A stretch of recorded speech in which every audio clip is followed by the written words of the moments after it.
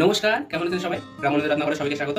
চলে এসেছি আজকে এক নতুন রেসিপি নিয়ে। আজকে আপনাদের বানিয়ে দেখাবো হচ্ছে ইলিশ বিরিয়ানি। চলুন পরবর্তী পর্যায়ে চলে যাবো। ইলিশ বিরিয়ানি বানানোর জন্য প্রথমে রাইসটাকে বয়েল করে নেবো। যে কারণে গরম জল বসিয়ে দিয়েছিলাম, জলটা ফুটে উঠেছে, তার মধ্যে দিয়ে দেবো হচ্ছে নুন, গোটা গরম মশলা, তেজপাতা আর দিয়ে দেবো হচ্ছে রিফাইন অয়েল। এবার দিয়ে দেবো হচ্ছে 1 ঘন্টা ধরে ভিজিয়ে রাখা বাসমতি চালটা। চালটা দিয়ে দিয়েছি, এবার হচ্ছে 80% বয়েল করে নেবো। পাশে একটা কড়াই বসিয়ে তেল গরম করে নিয়েছি। এবার হচ্ছে পেঁয়াজের বেরেস্তাটা প্রথমে ভেজে নেবো। পেঁয়াজের মধ্যে সামান্য নুন দিয়ে দিচ্ছি। রাইসটা 80% কুক হয়ে গেছে, এবার নামিয়ে নেব।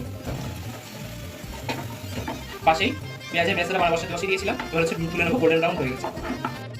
পেঁয়াজের বেরেস্তাটা তুলে নিয়েছিলাম, ওই তেলের মধ্যেই সর্ষের তেল গরম হতে দিয়ে দিয়েছি।